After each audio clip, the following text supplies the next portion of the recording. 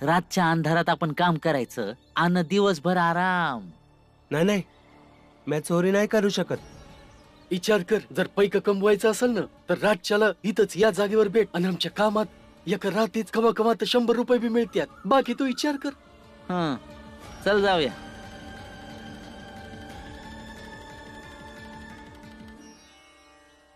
भीम, आपण शाळेत जायच्या आधी पण इतक्या जागी काम शोधलं, पण काय पण नाही मिळालं.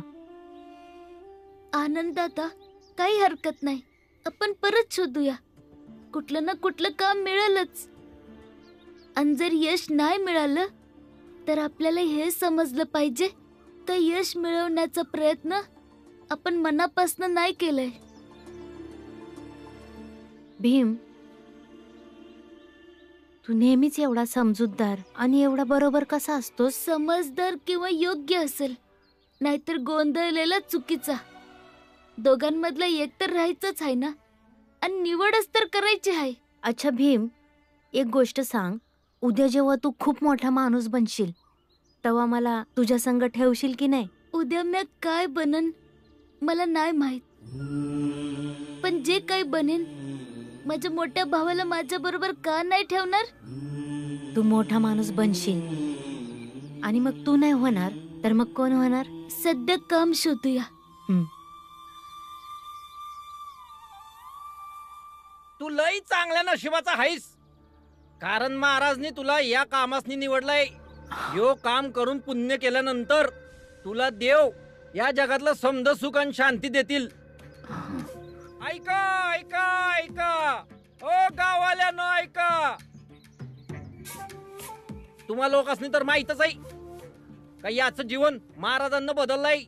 त्यामुळे यानं वचन घेतलंय का या साताऱ्यात यो महाराजांचं मंदिर बांधणार आहे, बरोबर ना? वय वय. आणि हा म्हणतोय गावोगावी फिरून हा प्रत्येकाकडून वर्गणी मागणार आहे, आणि जेव्हा पैसे गोळा होतील तेव्हा त्याच पैशानं इथे मंदिर बांधणार आहे. म्हणूनच म्या तुम्हा समद्यांसमोर हात जोडतोया की महाप्रभू महाराजांचं मंदिर बनवण्यासाठी वर्गणी द्या. पण माझ्याकडे तर पैका नाहीये. अरे मूर्खा, पैक नाही, वर्गणी बोल, वर्गणी.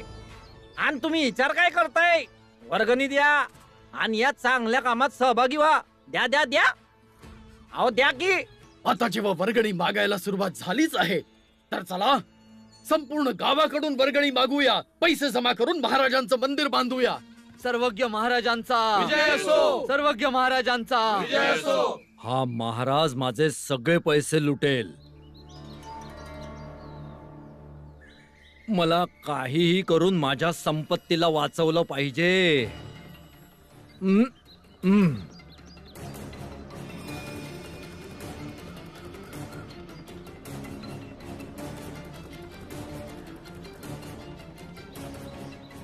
आजच रात्री या पैशांना दुसऱ्या गावात नेऊन ठेवतो.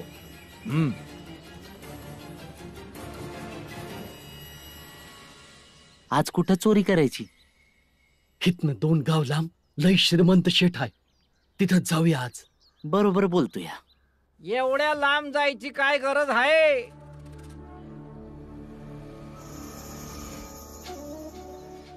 आमच्या गावात जो शेठ आहे त्याच्या घरात चोरी करा, लई माल मिळल. आणि लई महत्वाची गोष्ट, ही चोरी बी नसल तर धर्माची सेवा असल.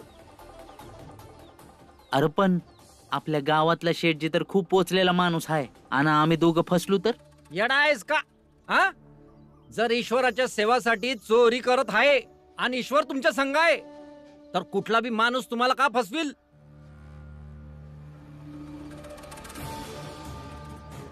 शेठजी, महाराजन धर्माच्या विरोधात तुम्हासनी जायला नको होतं.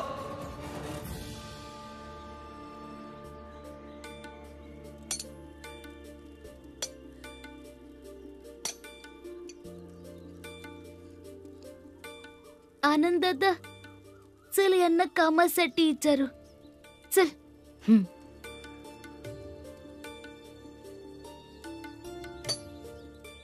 आम्हासनी काही काम असेल तर द्या ना. कामासाठी मला माणसं तर हवी आहेत, तुम्हा दोघांकडून नाही होणार. लहाना तुम्ही. आम्ही करू, फक्त तुम्ही काम सांगा. आणि जर तुम्हाला वाटलं की आम्ही नाही करू शकत तर नाही म्हणून सांगा, पण एकदा आमच्यावर विश्वास ठेवून तर बघा. मी बोललो ना व, तुम्ही लहान आहात. निघा इथून, चला जा. आम्ही 3 भाऊ आहोत, 2 बहिणी आणि 1 आत्या. आणि घरातलं धान्य फक्त उद्या पतूरच आहे. आम्ही वयाने लहान असलो तरी जबाबदारीची जाणीव आहे आमासनी. काम द्या. जर काम दिलं तर आम्ही तुमचे लय आभारी राहू. रामजी, तुझं पत्र.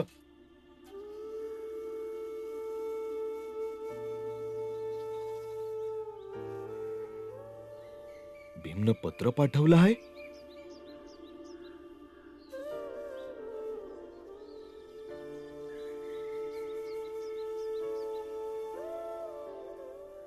नमस्कार बाबा, आमासनी तुमचं पैक मिळालं. पर बाबा, पुन्हा पैक नका पाठव.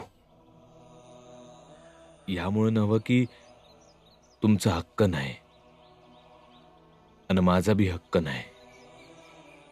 कारण यासाठी की म्या बाळादादा ना आनंददादा तिघासनी असं वाटतंय की घराची जबाबदारी स्वतः उचलावी. जर आम्ही घराची जबाबदारी उचलू नाही शकलो तर आम्ही स्वतःच तुमच्याकडे पैक मागू. ही तर समजा चांगलं आहे.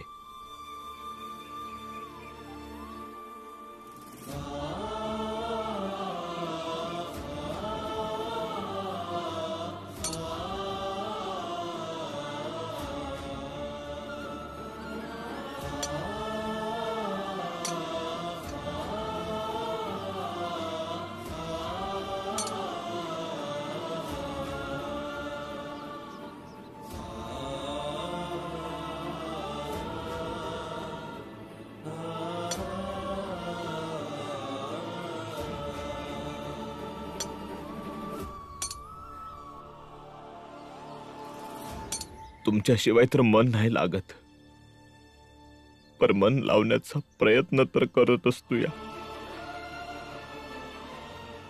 आबा तुम्हाला ठाव आहे, समद्या माणसांनी माझ्याकडे येऊन कबीरचे दोहे ऐकले. जेव्हा मी दोहे गात होतो तेव्हा मला वाटलं की मी तुमच्या जागेवर आहे आणि बाबाची जागा घेण्याची जाणीव लई वेगळी असती. जेव्हा भेटू तेव्हा समजा सांगेन.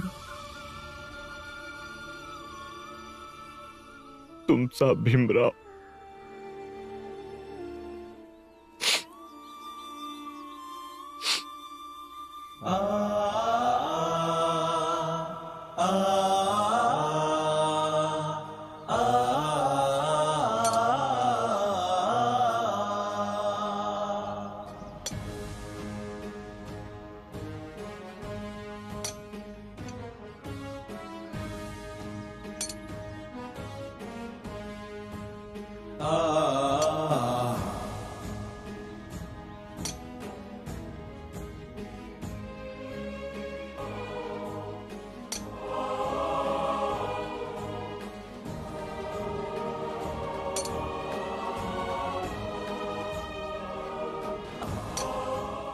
खरंच हे दोघं मुलं मेहनती आहेत. देवाची कृपा दोघांवर असू दे.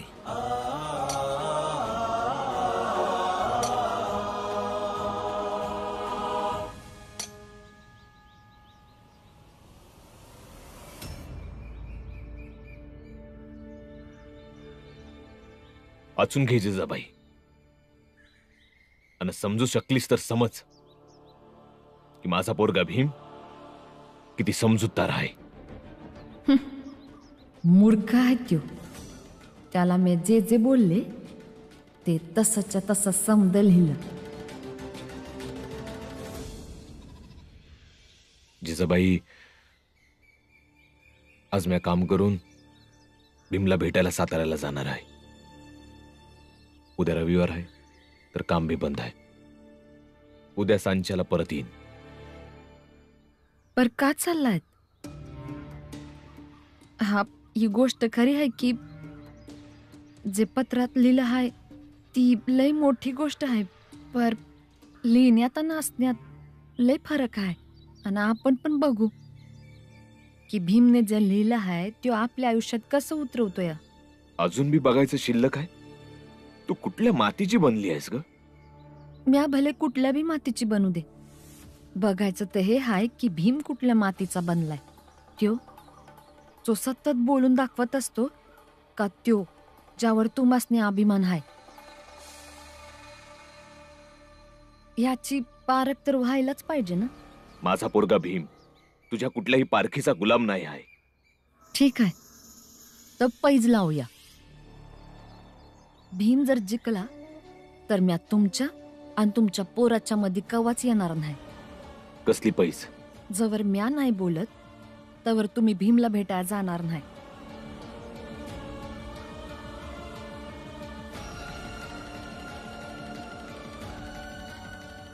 तुला तर हेच पाहिजे ना की मी भीमाला न भेटावं. जर भीमच कर्मान भावना खरंच एवढ्या चमत्कारी आहेत तर जसं समधे बोलत्यात तशी कोणती तरी येळ येईलच जेव्हा म्या स्वतः तुम्हाला भीमकडे जायला परवानगी देईन. जर तुम्हाला भीमवर विश्वास असेल तर लावा पैज. तसं बी हरलोच आहे. आता जिजाबाईला जाणीव करून देणं गरजेचं आहे की हा माझा पोरगा भीम कुठल्या मातीचा बनला आहे. ठीक आहे, मला तुझी पैज मान्य आहे.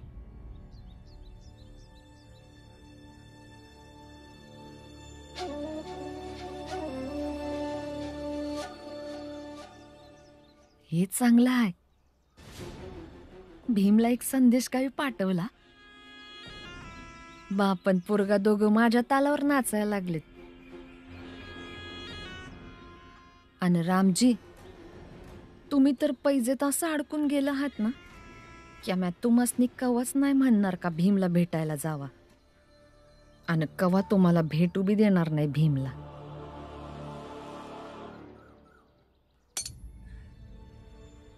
झालं कर. वय झालं.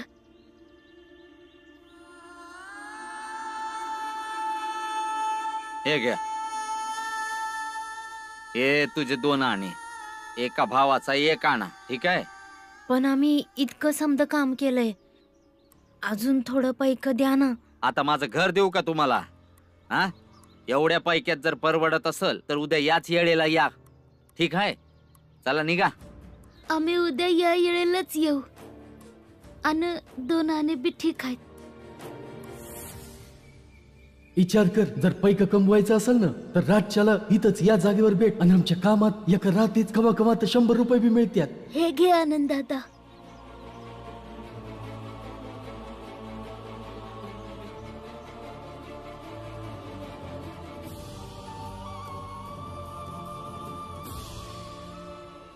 भीम, हे असं 2 आण्यांनी काम कसं चाललं? आपल्याला अजून काहीतरी काम करावं लागल. आनंद दादा, आपण दुसरं बी काहीतरी करू.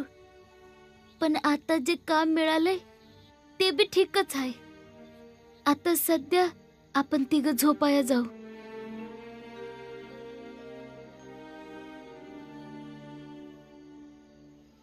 बाळादादा, चल झोपायला. तुम्ही दोघं जा, मी येतो लगेच. बरं ठीक आहे. चल. ठीक आहे.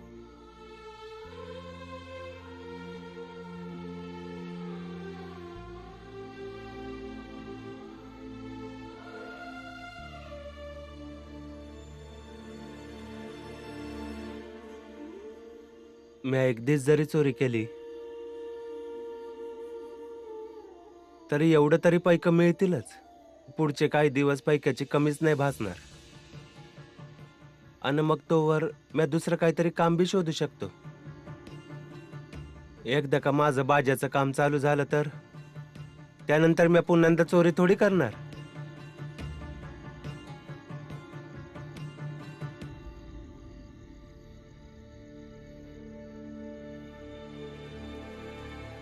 अरे भावा, खूप येळ झालाय. चल जाऊन आपलं काम करूया. बाला नाही येणार का? नाही येणार. चल. बाळा आला हाय.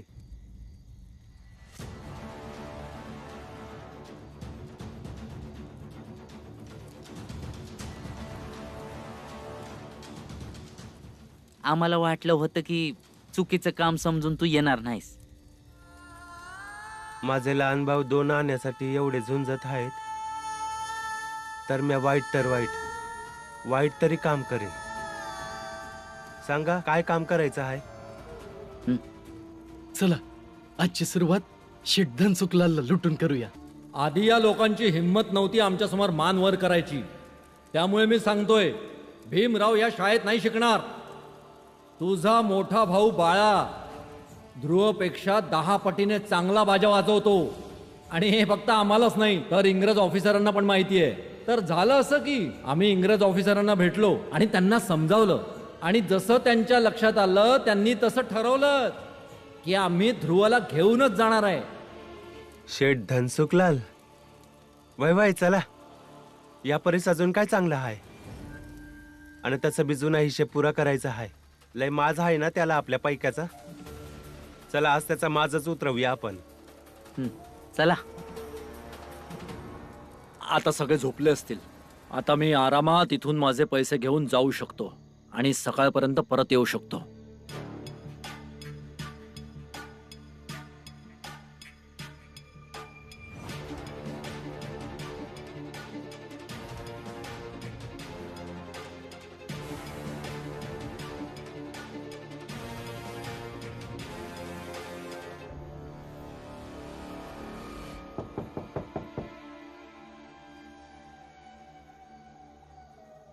कोण आहे? अरे थांब, येतोय. दार तोडणार आहेस की काय? याला कुठेतरी लपवून ठेवतो.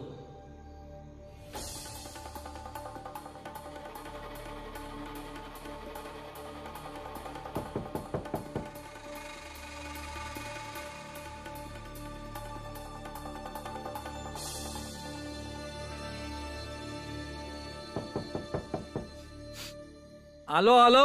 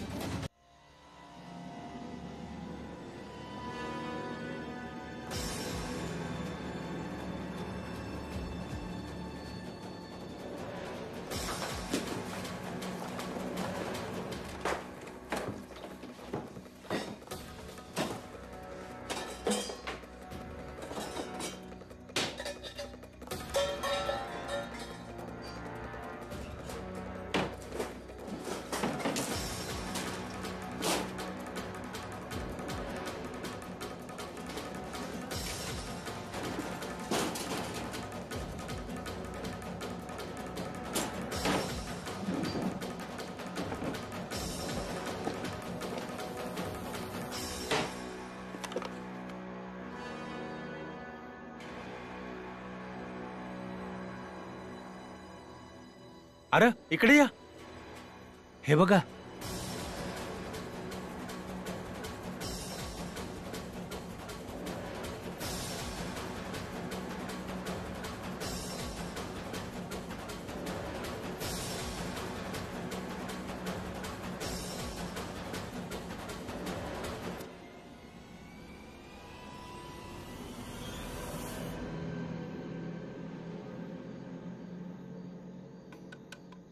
ए थांब थांब थांब रे, थांब. घे र. दे.